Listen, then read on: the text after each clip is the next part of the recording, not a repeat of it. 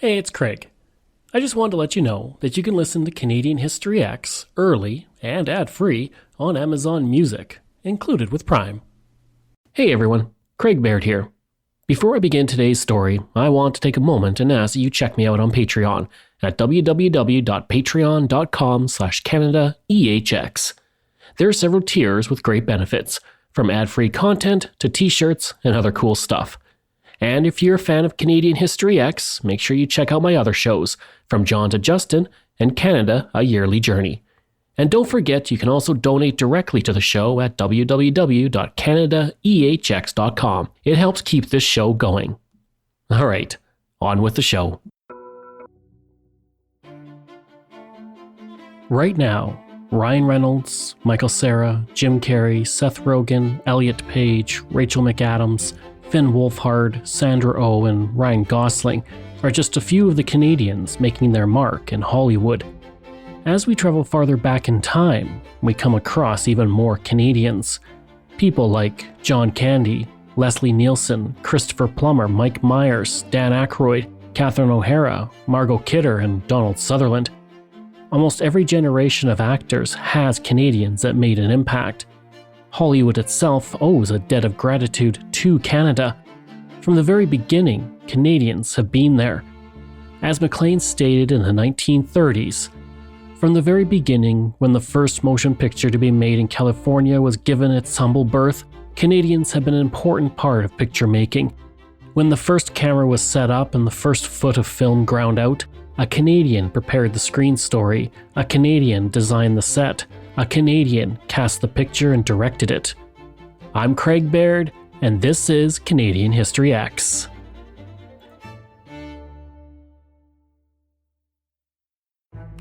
Canada was an early adopter of film. In the autumn of 1897, as the motion picture industry dawned, a farmer from Manitoba named James Freer bought film equipment from the Edison Film Company. He was inspired by the new technology and wanted to capture farming life. Called 10 Years in Manitoba, the film was simply a compilation of scenes featuring men working in a wheat field, farmers harvesting a crop, a train passing over the prairie, and the arrival of the CPR Express at Winnipeg. One scene was of a man harvesting grain on his farm. That man happened to be Thomas Greenway, Premier of Manitoba at the time and possibly the first politician to ever appear on film. The Canadian Pacific Railway saw the potential of the film as propaganda to attract immigrants to settle in Canada's West. The company arranged for 10 Years in Manitoba to be showcased in the United Kingdom in April 1898 to encourage people to move to the Canadian prairies. As the 20th century dawned, Canadians looked to this new industry not just for creative pursuits, but as a way to express themselves, but also a way to make money and become famous. One of the first Canadians to venture into movies was Florence Lawrence. Born in Hamilton in 1886, she made her film acting debut in 1906 in The Automobile Thieves, produced by the Vitagraph Film Company. The film was a success and led Lawrence to act in another 38 films with the company before joining the Edison Manufacturing Company. Her star quickly rose and she became the world's first true movie star. While at Vitagraph, she met a young actor who was looking for a young, beautiful equestrian girl to star in a film to be produced by the Biograph Studios. She eventually moved over to the studio where she earned the nickname of the Biograph Girl for her work as one of the leading ladies in silent films for the company, and with that came more fame. Throughout the early 1910s, she worked and made upwards of $500 per week. Her upward trajectory ended, though, while filming Pawns of Destiny in 1915, when a stage fire got out of control and left Lawrence with severe burns and a fractured spine from a fall caused as she escaped the inferno. And while she recovered from her injuries, she spent months away from filming, and when she returned, she was dealing with PTSD, and through it all, the studio refused to pay her medical bills. Her popularity declined through the 1920s as she dealt with personal issues, including the death of her mother in 1929. Poor business decisions cost her much of her fortune, and then the stock market crashed in 1929, further depleting whatever savings she had left. In the early 1930s, her acting work was mostly as an extra. times were tough and were soon to become even worse. On December 28, 1931, she called in sick for work that was later that day. She ingested rat poison and cough syrup to end her life. And while her story ends tragically, her name lives on as a Canadian who helped make early films popular.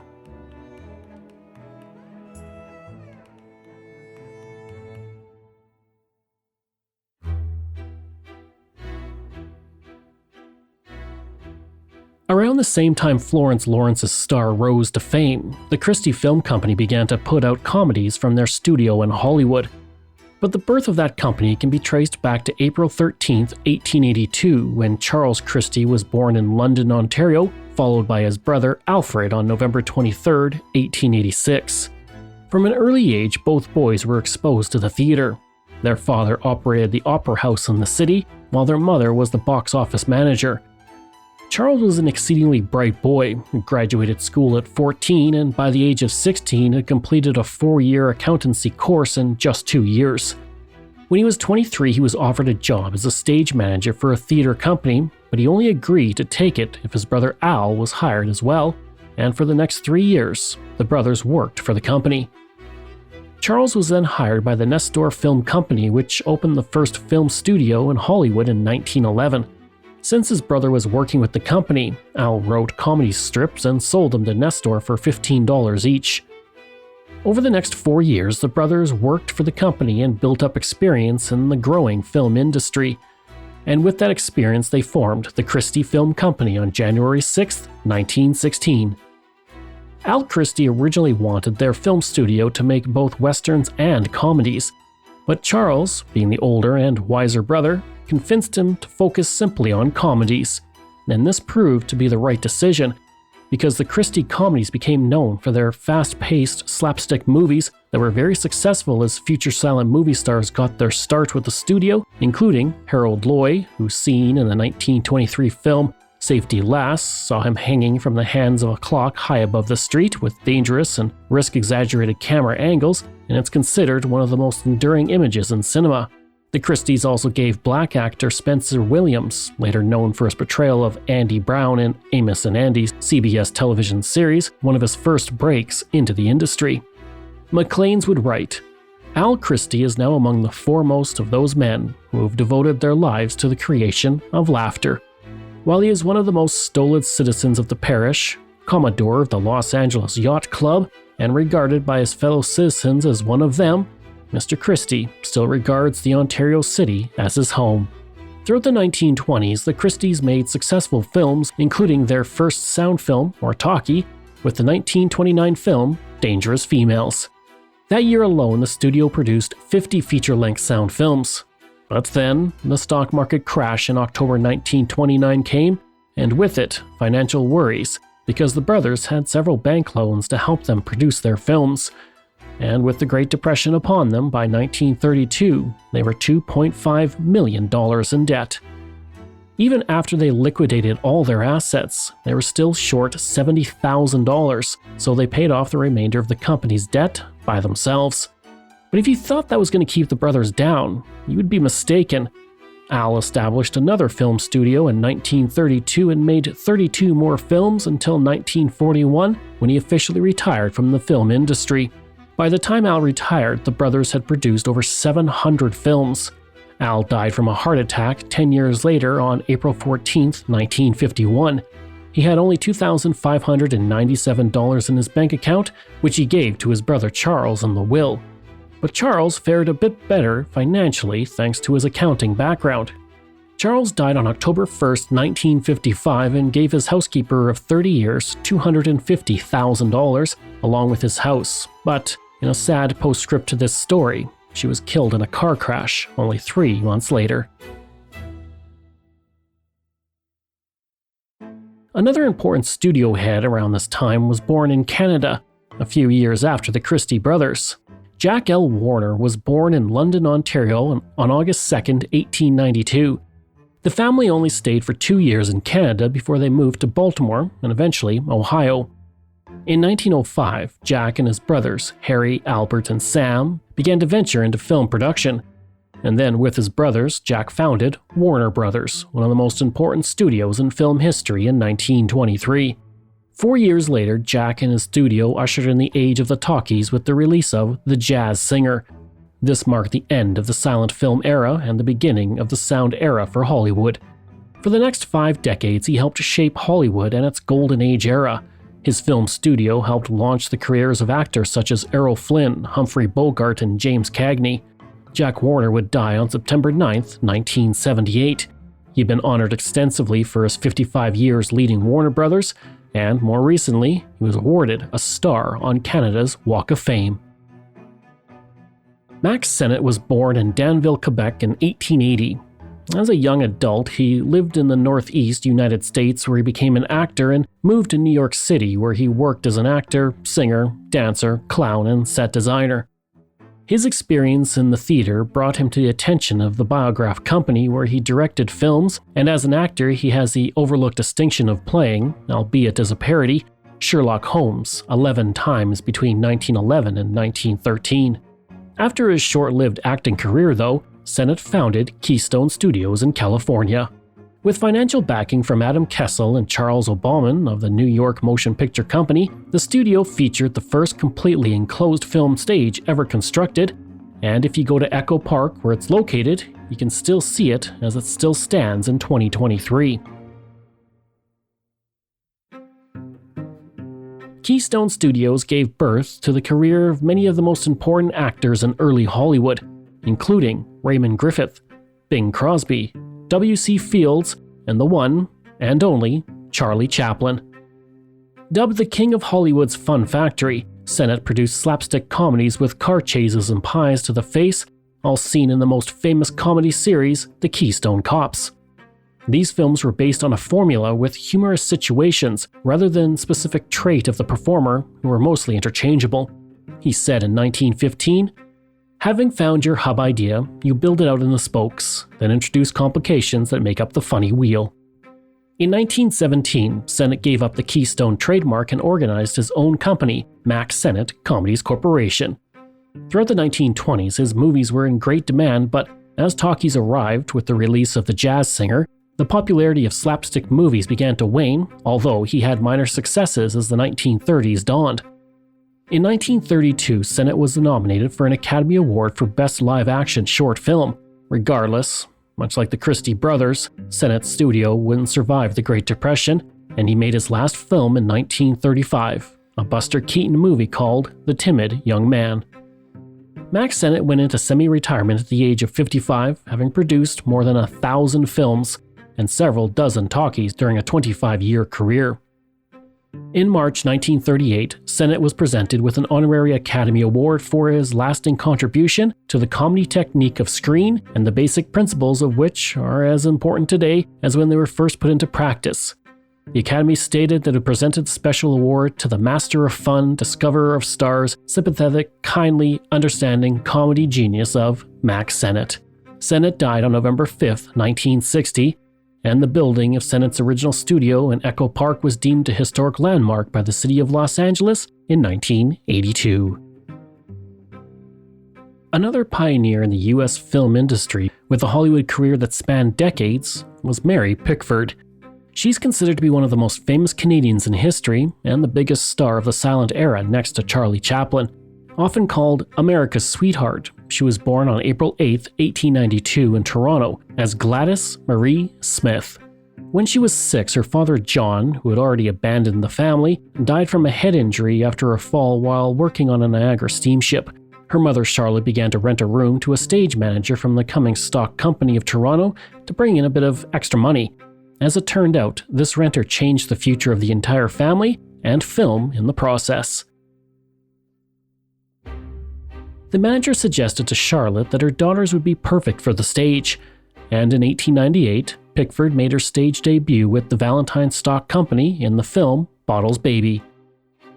Just a year later in 1900, she performed at Toronto's Princess Theatre in The Silver King, where she played the parts of a boy and girl, while her mother played the organ for the production.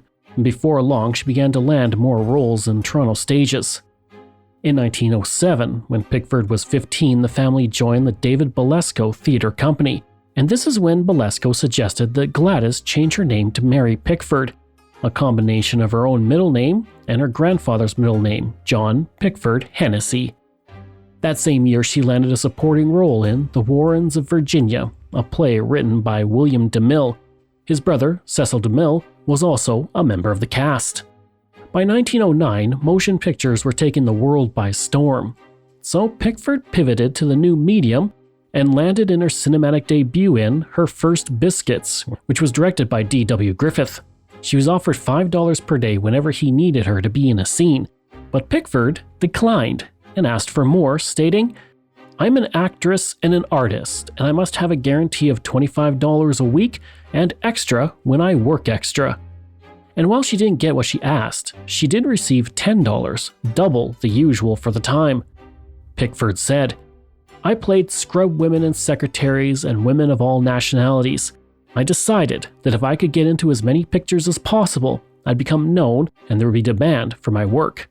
Unlike many actors at the time who treated movies like plays, she knew how to play for the camera. She did this by fusing realism with the ballet-like gestures of silent films, creating an intimacy between herself and the audience. She soon signed with the Biograph Company and landed her first starring role in The Violin Maker of Cremona, also directed by Griffith and released in 1909. And with each film, audiences and critics saw Pickford, who was just over 5 feet tall, dominating the screen in the feisty character she played. At the time, actors weren't typically listed in the credits, but as people noticed Pickford, the company capitalized on it by advertising her roles on sandwich boards, calling her the girl with the golden curls, Blondie Locks, or the Biograph Girl. This was the same name given to Florence Lawrence, but as Pickford took over as the biggest female star in the world for the company, she gained the nickname. In 1911, she left the Biograph Company. Her last picture with them was The New York Hat, and she moved to the Independent Moving Pictures Company, which later became Universal Pictures in 1912. And with her star on the rise, she married Owen Moore, a silent film actor. She then made her debut on Broadway in 1912's A Good Little Devil, but quickly discovered that the theater was no longer for her, and she decided to focus completely on film. William DeMille said, "She can't be more than 17, and now she's throwing her whole career in the ash can and burying herself in a cheap form of amusement. There will never be any real money in this galloping tintypes. Say goodbye to Mary Pickford. She'll never be heard of again." He was wrong. Very wrong. Because she soon realized that because she deeply missed film, she was going back to Hollywood to make her career. Mary Pickford had become the biggest star on the planet, but she still had more barriers to break and awards to win. Coming up, we will continue with our look through the life of Mary Pickford and then delve into the lives of 2 other very important Canadian actresses.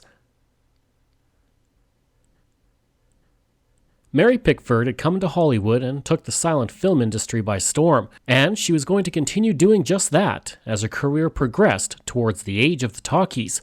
And afterwards, we'll look at the lives of 2 other famous Canadian actresses. In 1913, she began to work with famous players, which became Paramount Pictures. She acted in several films from 1913 to 1914, including The Bishop's Carriage, Caprice, and Hearts Adrift, which made her extremely popular with audiences. This would inspire her to ask for a pay raise. Released 5 weeks after Hearts Adrift, her next film, Tests of the Storm Country, saw her name above the title and sent her career into complete overdrive. With film, she became not only the most popular actress in America, but the world, and by 1916 only Charlie Chaplin surpassed Pickford in popularity. Both Chaplin and Pickford enjoyed fame far beyond anything other actors in Hollywood could possibly imagine. One silent film journalist wrote, "The best-known woman who has ever lived, the woman who is known to more people and loved by more people than any other woman that has been in all history." On January 24, 1916, Pickford signed a contract that paid her $10,000 per week, or $213,000 today. This new contract, signed with Adolph Zukor, one of the 3 founders of Paramount Pictures, gave her full authority on the production of the film she starred in. She was also entitled to half a film's profits, with a guarantee of $1,000 or $22,000 today. Now, having full control was important to Pickford, who said, So many things can ruin fine work. But the contract did not come without a cost. Her friend and director, D.W. Griffith, was outraged and said that he made her career and without him, she would vanish.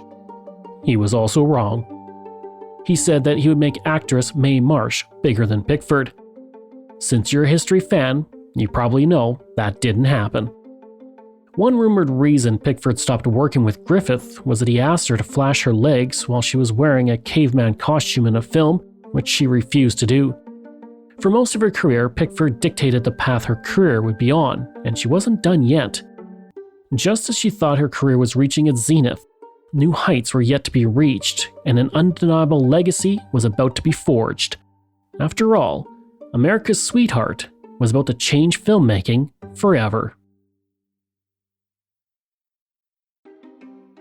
Typically, Pickford portrayed orphans looking for a paternal figure, which often ended up becoming a romantic figure. She was often cast in the role of a child, despite being a grown woman, and because she never had a normal childhood, she didn't mind playing the role, which was helped by her short stature. Pickford's stature and fame for playing young women caused the public to act strangely around her when they saw her. Once, after a manicure, a child saw her in public and said, "Mama, she's not a real girl. She has long fingernails." From this point, she clipped her nails short. Another time, a man stared at her for 2 minutes and then said, "You may have the face of an angel and the heart of a devil. If you have, I pity you. If you haven't, I pray for you." Even when Douglas Fairbanks' son met her, he assumed she was a boy and a new playmate for him.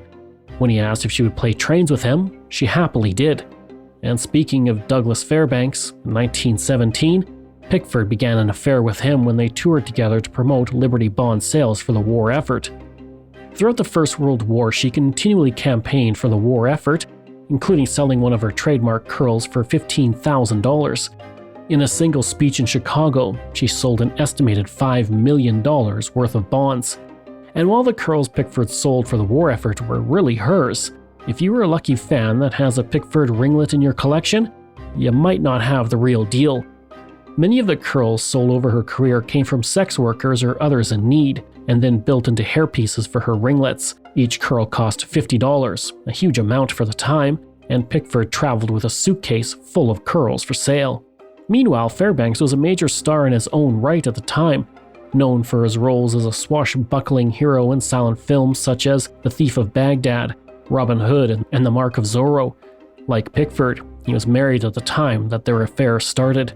In 1919, with Fairbanks, Chaplin, and D.W. Griffith, Pickford formed United Artists. Through this new company, she could produce and perform in her own films and distribute them in a way she liked. And with United Artists, she released Pollyanna in 1920, which grossed $1.1 million. That year, Pickford divorced Owen Moore, who was verbally abusive to her throughout her career. Days after her divorce was finalized, she married Fairbanks.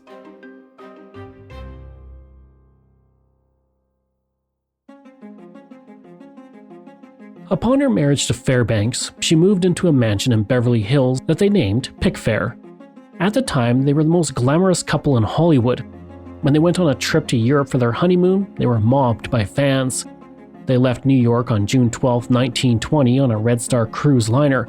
When they arrived in London, the New York Times reported, "Arriving in London, the pair were mobbed to such an extent they had to spend one weekend at Lord Northcliffe's place in the Isle of Thanet and another at one of the country seats of the Duke of Sutherland." Fairbanks then hired an Italian driver to chauffeur them throughout Europe. They visited the ex-Kaiser Wilhelm of Germany and were honored with a dinner in Paris that was attended by 200 of the country's most prominent actors. The marriage was called the Marriage of the Century, and they were referred to as the King and Queen of Hollywood. The couple's fame was such that when foreign heads of state came to see the president at the White House, they asked if they could go to Pickfair to meet the couple. At Pickfair, the couple hosted Charlie Chaplin, the best friend of Fairbanks, as well as Albert Einstein, Helen Keller, H.G. Wells, Amelia Earhart, Sir Arthur Conan Doyle, Babe Ruth, and many others. Will Rogers said the biggest job as the mayor of Beverly Hills was to direct tourists to Mary Pickford's house. And working in the cutthroat film industry, Pickford remained steadfast in her resolve and used her influence to promote causes dear to her heart. In 1921, Pickford co-founded and served as the first vice president of the Motion Picture Relief Fund to help those in the motion picture industry who were out of work and struggling. And throughout her career, Pickford was highly charitable. On every set she worked on, she hung a bucket and asked everyone working to donate money to help others in the film industry who had no work. In 1927, Pickford and Fairbanks became the first stars to make their hands and feet imprinted in cement outside Grauman's Chinese Theater. She also became one of the 36 founders of the Academy of Motion Pictures Arts and Sciences, now known as the Academy Awards.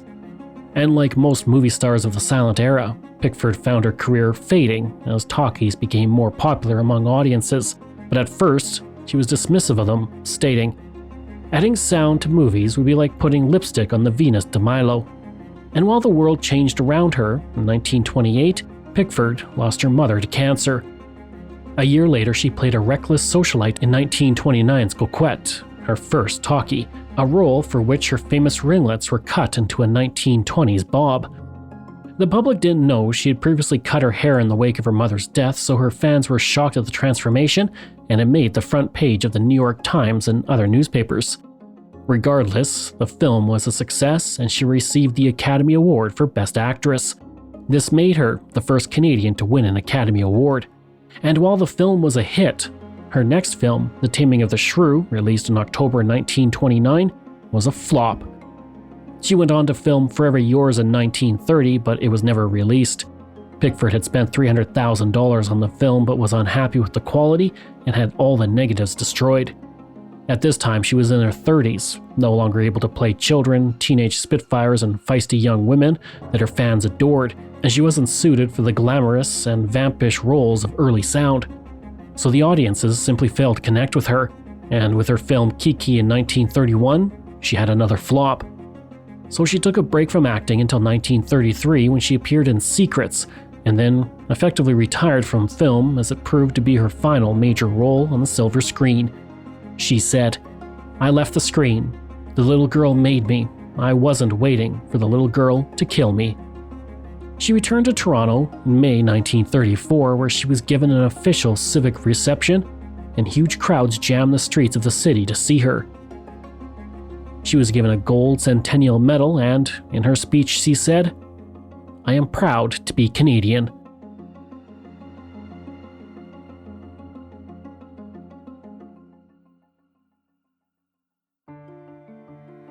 In 1936, Pickford separated from Douglas Fairbanks, citing infidelity. Despite the divorce, though, Douglas Fairbanks' son, Douglas Fairbanks Jr., stated that Pickford and his father long regretted their inability to reconcile. Fairbanks died only 3 years later. And Pickford married Buddy Rogers a year after her divorce and adopted his 2 children, Charles and Roxanne. She remained married to Rogers for the rest of her life, and while she was no longer acting in films, she kept busy. She set up Mary Pickford Cosmetics, co-founded the Society of Independent Motion Picture Producers, and the Mary Pickford Charitable Trust. The money she made allowed her to fund film projects as a producer, including One Rainy Afternoon and Love Happy with the Marx Brothers. In 1943, her family home was demolished in Toronto, and most of the bricks were delivered to Pickford in California. The proceeds from the sale of the property were then donated by Pickford to build a bungalow in Toronto. The bungalow was then made the first prize in a lottery to benefit war charities and was unveiled on May 26, 1943. Through it all, Pickford and Charlie Chaplin remained partners in United Artists for decades until 1955, when Chaplin left the company. Pickford departed a year later, selling her shares for $3 million, or nearly $30 million today. And during her career, she proved to be a savvy businesswoman and prudent. She often saved up to 2/3 of her income, so by the time her acting was well behind her, she had a net worth estimated to be about $40 million, or over $200 million today. She also owned many of her early silent films, and her intention was to have them burned upon her death. As she aged, she became more of a recluse and struggled with both alcoholism and depression, so she rarely made public appearances. She only welcomed Lillian Gish, a fellow actress, Douglas Fairbanks Jr., and a few other people. She said, "It would be unfair to the woman I was. Why should I try to compete with the beauties of today?" In 1955, she published her memoirs named Sunshine and Shadows. and by the mid-1960s, she only received visitors by phone, speaking to them from her bedroom. Her husband Bobby gave tours of Pickfair, which included a Western bar she had bought for Douglas Fairbanks and a portrait of Pickford that is now in the Library of Congress. 2 decades, though, after she pledged to destroy her films, she chose to reverse her earlier wishes in 1970, and she instead agreed to donate 50 of her biograph films to the American Film Institute, thus preserving her most important films for future generations. 6 years later, she received a Lifetime Achievement Academy Award, now known as the Oscars. She did not attend the ceremony and only accepted it via video from Pickfair. As the end of her life neared, Pickford contacted the Canadian government to verify that she was still a Canadian citizen, despite her long residency and marriages to American men. In her words, she wished to die as a Canadian. And on May 29, 1979, Mary Pickford died in Santa Monica, California, and was buried at Forest Lawn Memorial Park. Over the course of her life, Pickford acted in roughly 200 short and feature films. She won 2 Academy Awards, and as of 2009, 2 of her films have been added to the National Film Registry. And while Mary Pickford's legacy is untouchable, there are 2 other Canadian women pioneers who made a mark in Hollywood that you should know about: Norma Shearer and Mary Dressler.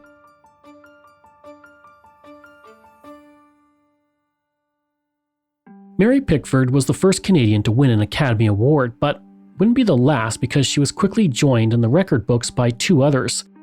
From 1929 to 1931, the Academy Awards for Best Actress were won exclusively by Canadians: Mary Pickford, Norma Shearer, and Mary Dressler. Norma Shearer was born on August 11, 1902 in Montreal. Living a life of privilege, she attended high school in the city where she became interested in music and acting. But her happy childhood and luxury came to an end in 1918 when her father's company collapsed and the family moved into a modest house, leading Shearer to commit herself to finding success and escaping poverty. In 1920, she moved to New York City, where she tried out for the Ziegfeld Follies but was turned down by Florence Ziegfeld, who called her a dog and criticized her eyes and legs. Not good enough for the Follies, she took roles as an extra throughout her early career before landing her first major film role in The Steelers, released at the end of 1920. In the film, she plays Julie Martin, the daughter of the main character of Reverend Robert Martin, played by William H. Tooker.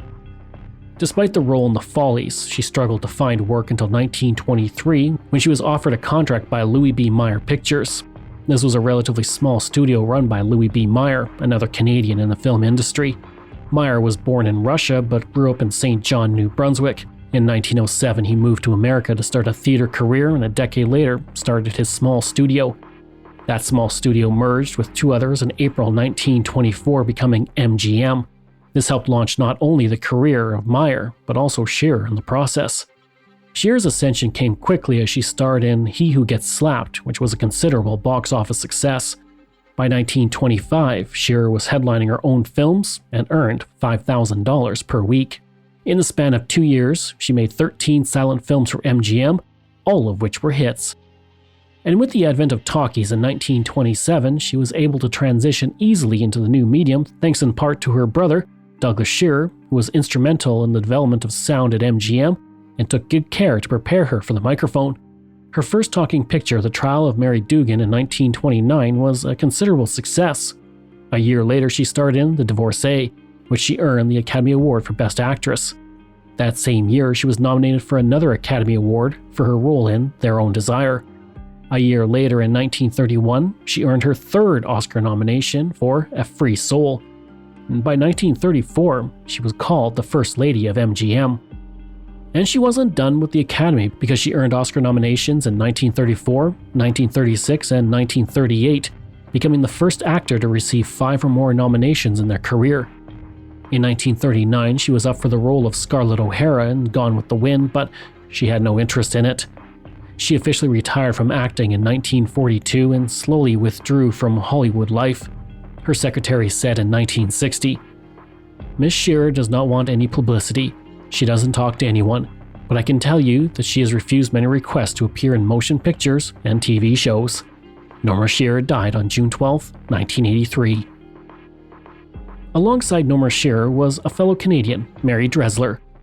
She was born on November 8, 1868 in Cobourg, Ontario, and by the age of 14 she had left home to make a living with traveling theatre troupes, where she discovered she had the ability to make people laugh. Then she put the humor aside and focused on her singing, and after some time with opera companies, she made her debut on Broadway in 1892. And while she hoped to become a dramatic actor, her friend Maurice Barrymore convinced her to focus on comedy. By 1893, she was making $50 a week on Broadway.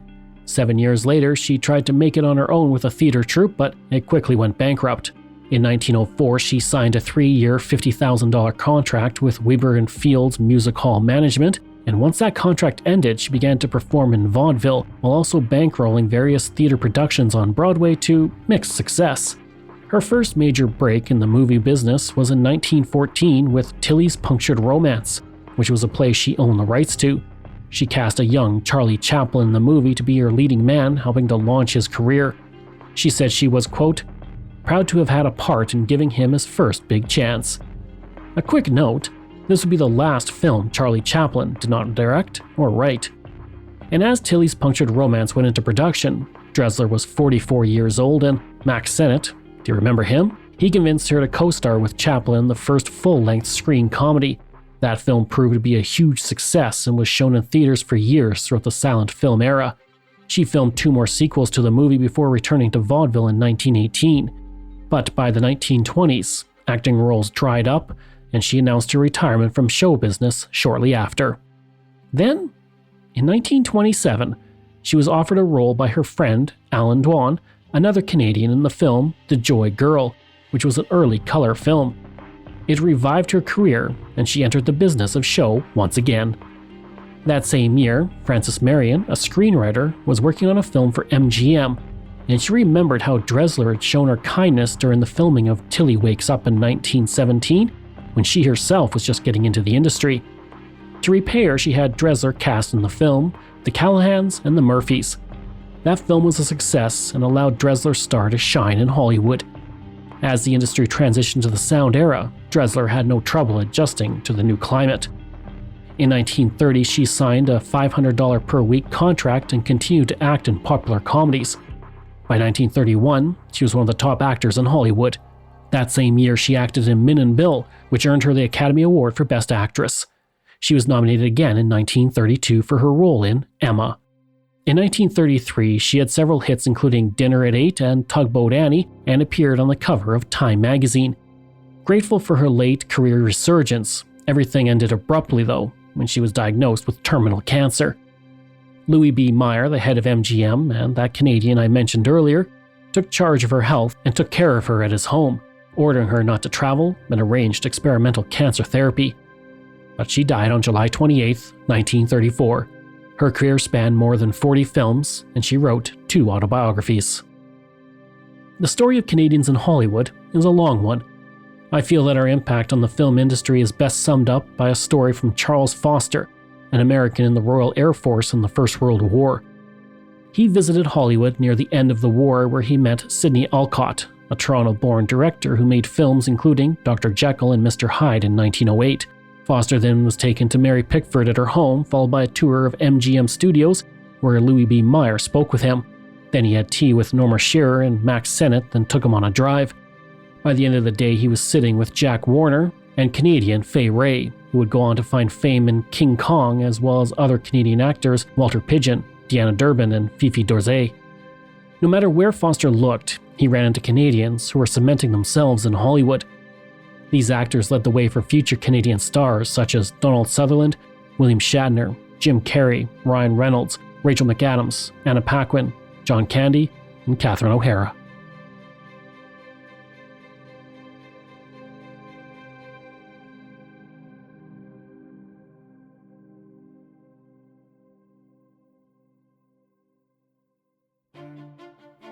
This show is researched, produced, and written by me, Craig Baird, with the help of Dila Velasquez. Audio production and design by Rosalind Kufor. If this is your first time listening and you like what you heard, please take a moment and give us a 5-star review to help other people find these amazing stories. And there are so many for you to sink your teeth into. If you enjoyed this podcast, then please check out my other podcasts, From John to Justin, Canada, A Yearly Journey, Pucks and Cups, and Canada's Great War. We love hearing from you, so if you have a show topic you want me to cover, email me at craig@canadaehx.com or stop by my website and social media. I'll include all of those in my show notes. Until next time, I'm Craig Baird, and this is Canadian History X.